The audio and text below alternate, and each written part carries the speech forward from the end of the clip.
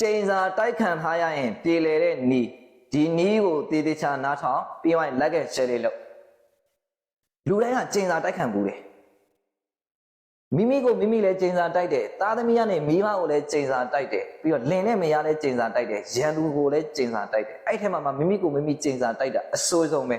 ဲဟာဖြစ်နိုင်မလားမနိုင်ဖြစ်တယ်ကိုကလုံးသမျှကင်သမျှတွေအစင်မပြေဘူးဟလာဒီစင်းရဲတယ်မွဲတွေတယ်တခုခုအကြံတုံးညံတုံးတွေဖြစ်လာတဲ့ခါကျရင်ငါဒီလိုလောကရရင်ထွက်သွားပါစေလို့ဤဆိုကျိန်စာတွေတိုက်ကြတယ်ကိုကိုကျိန်စာတိုက်တယ်ငါမြင်မြင်သေးမအေးမှာငါကာတိုက်သေးပါစေငါကုချက်ချင်းသေးပါစေငါဒီလိုမျိုးဖြစ်ပါစေပါဇက်ကနှုတ်ကနေပြီးတော့ကျိန်စာတိုက်ဘာဖြစ်လို့အစင်တွေမပြေလာတဲ့ခါကျတော့ကိုလူဘဝယူညင်းငွေမုန်းတီးပြီးတော့ကိုကျိန်စာတိုက်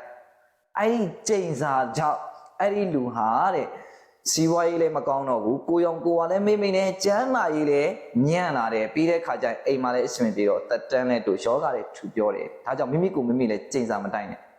နောက်ရှိသေးတယ်မြန်မာစကားပုံတစ်ခုပြောပြမယ်နှုတ်ကြောက်သေတဲ့ပြီးတော့လက်ကြောက်ကြေတဲ့လက်နဲ့ရိုက်လိုက်တာကကြေုံနဲ့ကြေပြီးတော့နှုတ်ကြောက်ဘဝတွေလည်းဆုံးတယ်နှုတ်ကြောက်တန်တရားလုံးနဲ့ဆုံးတယ်ဆိုတော့ကိုရှေ့ကပညာရှိကြီးတွေကဒီစကားပုံနဲ့ခံနိုင်သွားအဲ့တော့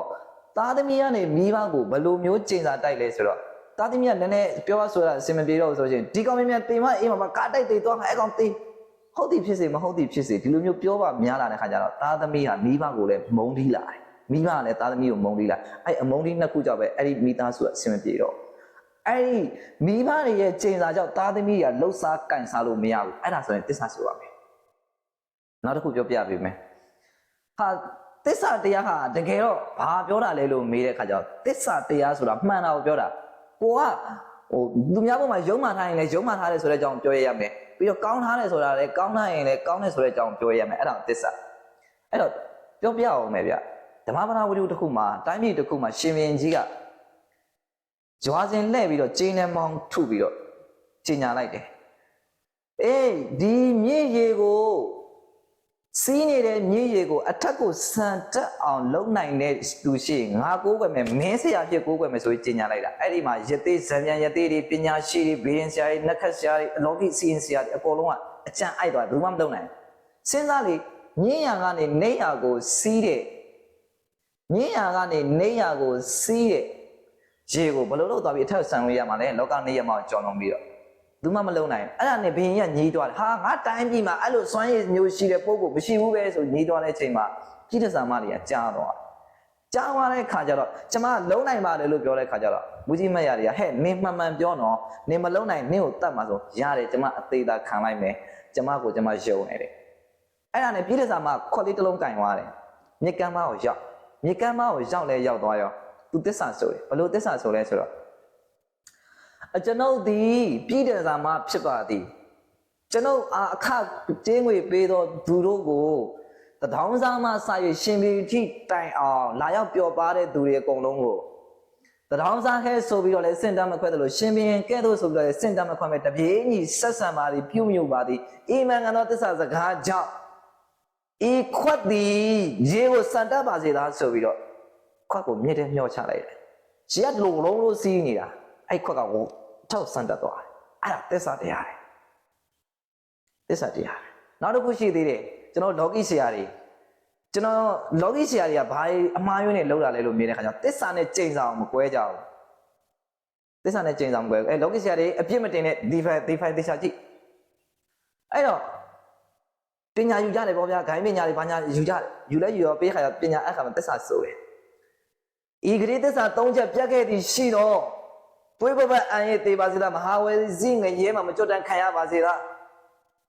ပြီးတဲ့အခါကျတော့ကျွန်တော်ရှင်ကုန်းလန်းသားကုန်းပေးရေလန်းသားရေပေးမတန်မာသူတို့လက်ချက်ပြအသေးစိုးပြတရားပါစေလားစီဝါဥစ္စာစီးစိမ်ပြတ်ပါစေလားအနာရောဂါဖြစ်စိတ်မတွေ့ပဲတရားပါစေလားဆိုပြီးတော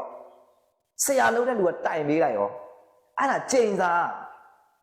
သစ္စာမဟုတ်ဘူးတကယ်ပညာပေးရတာအဲ့လိုမဟုတ်ဘူးတကယ်ပညာပေးရတာကဂရိသစ္စာပြတ်ခဲ့သည်ရှိတော့ဤပညာဖြင့်ဘာမှလှုပ်ရှားရမရပါစေနဲ့ဤပညာယူထားသမျှပညာတွေပြတ်စေဒီလောက်ဆိုရတယ်ပုထုဇဉ်လူသားတို့သည်မမှားဘူးတဲ့သူမရှိပါဘူးအဲ့တော့အဲ့လိုမျိုးအလွန်အကျွံကိုဒီဂိုင်းဆရာတော်တော်များများကဒီသစ္စာမှမသိကျိန်စာမှမသိတလွဲတွေစုံနေခြင်းကြောင့်သူတို့တွေကပုထုဇဉ်လူသားဖြစ်အတွက်အမှားလေးကြုံဘူးလေကြုံလဲကြုံဖို့ဘာဖြစ်လဲဆရာနဲ့တပည့်အဖွဲ့တွေ꿰တယ် ပြီးတဲ့ခါကျအဲ့လောကီဆရာတွေနာမည်ပြိတ်ကြတယ်အဆက်တွေကွဲရတယ်အဲ့လောကီဆရာတွေအနာပြားယောဂတွေထူပြောတယ်အဲ့ဒီလောကီဆရာတွေထောင်မှုခင်းစေးရုံတွေမှာရောက်တဲ့အဆက်တကွဲအကျိုးနဲ့တွေဖြစ်တယ်နော်ပြီးတော့ရှားသားဖွေစားလို့မရဘူးပိတ်ကုန်တယ်ဆိုတာအဲ့လိုနှုတ်ကြောက်ခမားတို့တွေပေးကုန်တာထောင်နားလေရတယ်ကျွန်တော်ပြောတဲ့စကားကိုဘသူတွေမကြိုက်ဘူးလဲလို့မေးတဲ့ခါကျတော့အာနယနာယတိလူမိုက်တွေဟာအကောင်းပြောရင်ကောင်းတယ်လို့မထင်ဘူးဗျဒါဘုရားစကားနော်အဒူရာယနိယုံဇတိတရားတရားသီလတရားပညာတရားတို့ကိုအဲ့လူမိုက်တွေစောင့်တည်ရမရဘူးလေဟာဟုတ်ပါမလားတဲ့ဟုတ်တယ်မြတ်စွာဘုရားနဲ့ဒီချက်ရောက်တူတူဆုံခဲ့ဘူးတယ်တူတူကိုလည်းစကားပြောခဲ့ဘူးတယ်ဒါပေမဲ့အဲ့ဓာတိ6ယောက်ဟာမြတ်စွာဘုရားရဲ့စကားလုံးကိုအကောင်းမမြင်တဲ့အတွက်ကျွတ်တရားမရတော့အောင်အဲ့တော့ကျွန်တော်မိတ်ဆွေတွေဟိုနီးတစ်ခုပေးလိုက်မယ်သစ္စာပဲဆိုဒါတိတိကျကျသင်ပေးနေတာနော်ကိုလည်းကျင်းစာမတိုက်နဲ့မိဘကလည်းသားသမီးကိုကျင်းစာမတိုက်နဲ့နော်ချစ်သူခင်သူနဲ့ကျင်းစာမတိုက်နဲ့အေးကိုကသူ့ကိုတကယ်မုန်းနေတယ်အစင်မပြေတော့ဘူးသူနဲ့မှဟိုကိုကမုန်းလေးစိတ်ဖြစ်နေလို့သူ့ကိုခွဲစေချင်နေဆိုရင်တနည်းပြောပြလိုက်မယ်နားထောင်ဥပမာကိုပေါ့ကိုဗီဒီယိုဖိုင်တွေလုံးနေတယ်အဲ့တော့ကျွန်တော်ဤမျက်လုံးထဲမှာအမြင်ကန့်လန့်ဖြစ်နေတယ်ကျွန်တော်ဒီသူ့ကိုမုန်းပါတယ်အီမန်ကန်သောတစ္ဆာစကားကြောင့်ကိုပုံနဲ့ကျွန်တော်ဒီဘယ်တော့မှမဆုံရပါစေနဲ့ဘာဖြစ်တာလဲသစ္စာပြုလိုက်တာသူ့ရင်ထဲမှာအမှန်တရားကိုဖို့မုန်းနေတာလေကိုဖို့ရဲ့လောက်ရက်တွေကသူ့ရဲ့မျက်လုံးထဲမှာကန့်လန့်ဖြစ်နေတာလေအဲ့တော့သူစိတ်ခံစားချက်အတိုင်းကန့်လန့်ဖြစ်တော့မှန်ရကိုပြောပြီးတော့သစ္စာဆိုတာသူချိန်စာမတိုက်ဘူး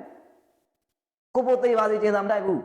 ချိန်စာမတိုက်ဘူးအဲ့ဒါသစ္စာဆိုတာသူ့ရင်ထဲမှာခံစားရတဲ့အရာကိုသစ္စာဆိုတာအရှိကိုအရှိတဲ့သစ္စာဆိုတာအဲ့တိုင်းပဲမိဘကသားသမီးကိုစိတ်ဆိုးလို့ဘလောက်ပဲချိန်စာတက်အမေဒီကျွန်တော်ဤအားဟိုစိတ်ဆိုး၍ကျင်စာတိုက်နေသည်ကျွန်တော်ကိုဒုက္ခရောက်အောင်ပြောနေသည်အီမန်ကန်သောသစ္စာစကားကြောင့်အမေတိုက်သောကျင်စာသည်ပြေပါစေသားကျွန်တော်ဒီကောင်းကျိုးချမ်းသာရပါစေသားအဲ့လိုသစ္စာပြန်ဆိုလိုက်အမေပေါ်မှာမုန်းတယ်အဲ့ဒါဆိုကျင်စာပြေပြီလင်ရလည်းမရအောင်အဲ့လိုပဲမရလည်းလင်ကိုအဲ့လိုပဲနော်အဲ့ဟိုမရဖြစ်တဲ့သူကယောက်ျားတွေကဆိုတဲ့ခါကျဒီကောင်မြင်သေးပါစေဆိုရင်ကျင်စာတိုက်မတိုက်နဲ့သူ့ကိုကမုန်းနေတယ်ဆိုလို့ရှိရင်မပေါင်းကျင်တော့ဘူးဆိုရင်ကျမဒီသူ့ကိုစမြင်တဲ့အချိန်မှာစပြီးတော့ချစ်ခဲ့ပါသည်ဒါပေမဲ့သူ့ရဲ့အပြုမှုတို့ဒီကြာလာတဲ့အခါမှာကျွန်တော်ဤမျက်လုံးထဲ၌တော့ခံစားချက်၌တော့၎င်းသူဒီဘလို့မှအစင်မပြေတော့မှသူ့ကိုကျွန်တော်မုန်းနေပါသည်အီမန်ကန်သောသစ္စာစကားကြောင့်သူနဲ့ကျွန်တော်တို့ဒီဤဘဝမှာစ၍ဝေးကွာပါစေတည်းဆိုအဲ့ဒါချိန်စာမဟုတ်ဘူးသစ္စာဆိုတာကိုယ့်ရဲ့ခံစားချက်ကိုထုတ်ဖော်လိုက်ပြီးတော့ပြောတယ်ပြောပြီးတော့ကိုဖြစ်ချင်တာကိုတိုင်တယ်လိုက်တာအဲ့ဒါသစ္စာအဒိဋ္ဌာ